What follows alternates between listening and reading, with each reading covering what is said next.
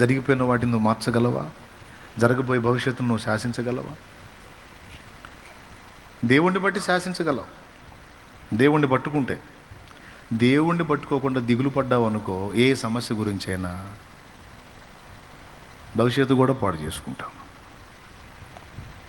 బిడ్డ గుర్తుపెట్టుకో, ఏదన్నా నువ్వు ఆశించింది ఒకటి నీకు అందలేదనుకో, అంతకంటే శ్రేష్టమైంది ఏదో ఇవ్వబోతున్నాడు.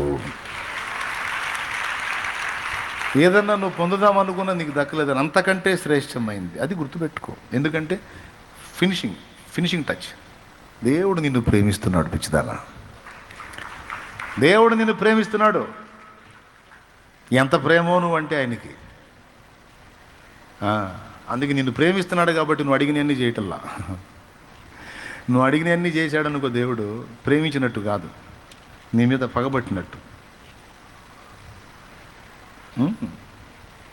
మనం అడిగినవన్నీ చేశాడనుకో, దేవుడు ప్రేమించినట్టు కాదు, పగబట్టినట్టు.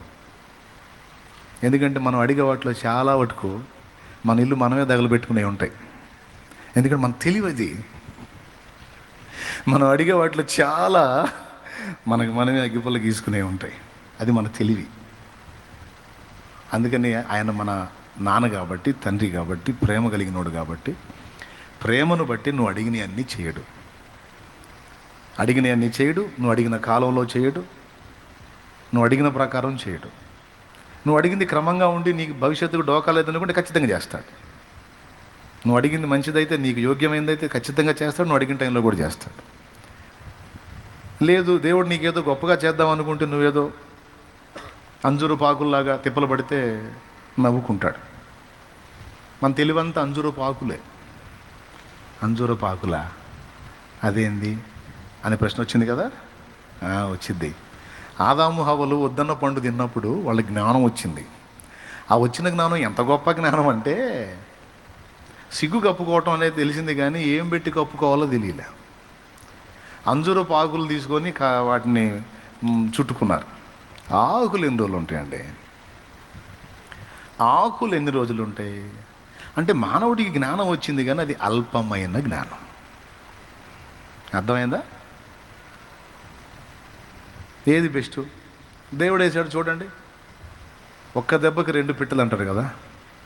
అట్లాగా ఒక పశువుని బలిచ్చి వారి పాపాలకు ప్రాయశ్చిత్తం చేశాడు. ఓకేనా?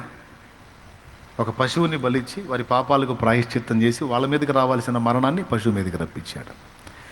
దీనికి క్రీస్తు మన పాపాల కోసం బలయ్యేదానికి ముంగుర్తుగా, సాదృశ్యంగా స్టార్టింగ్లోనే చూపించాడు. ఏమైనా అర్థమైందా? వీళ్ళకు బదులు ఒక పశువు, అలా మనకు బదులు దేవుడు తానే బలయ్యేటువంటి ఘట్టం ముంగుర్తుగా అక్కడ చూపించాడు. వాళ్ళ పాపాలకు ప్రాయశ్చిత్తం దాని మరణంలో చూపించాడు. దాని చర్మాన్నే తీసుకొని వాళ్ళ దేహాలకి కచ్చడాలుగా చేశాడు. చర్మపు చొక్కాయిలు తెలుసా మీకు? వాటి వల్ల ప్రయోజనం 3 కాలాలు క్షేమం. చలికాలం నువ్వు చర్మపు చొక్కాయిలు వేసుకుంటే వెచ్చగా ఉంటుంది.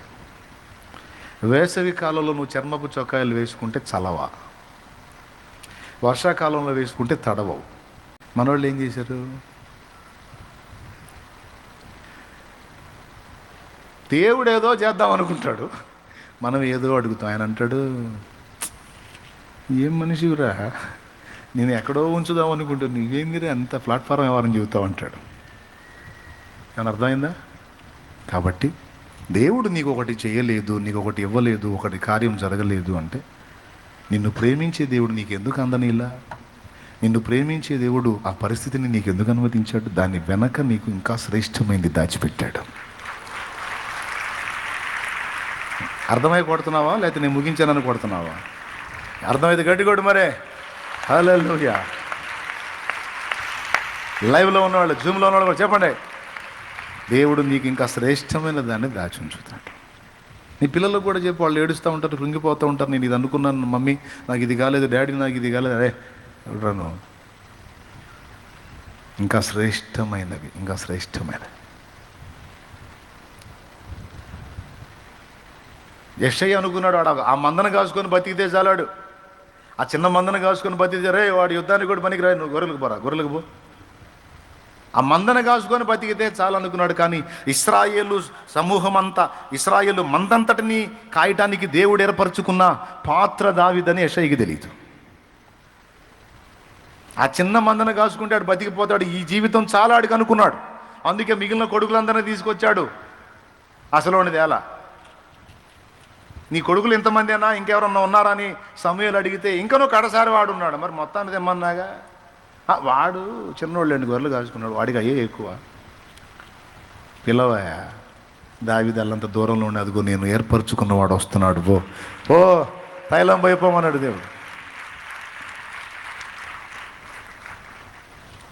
అరే నీ బిడ్డ ఇలాగుంటే చాలని నువ్వు అనుకుంటావు, నీ బిడ్డకి మంచి భవిష్యత్తును దేవుడు డిజైన్ చేసి పెట్టాడు, ఇంకా బెటర్ లైఫ్. నువ్వు అనుకుంటా వాడు ఇలా బతికితే చాలు, నువ్వు అనుకుంటా వాడు అలా బతికితే చాలు, దేవుడా వాడికి ఈ మాత్రమే చాలు, వాడికి ఆ మాత్రమే అని నువ్వు అంటావు. నీకంటే ప్రేమ గలవాడు, వాని సృష్టి వెనుక నీ హస్తం కాదు ఆయన హస్తం ఉంది. ఇంకా బెటర్గా వాని ఎడల ప్రణాళిక దేవుడు నెరవేరుస్తాడు, ఆమె ఎడల ప్రణాళిక దేవుడు నెరవేరుస్తాడు.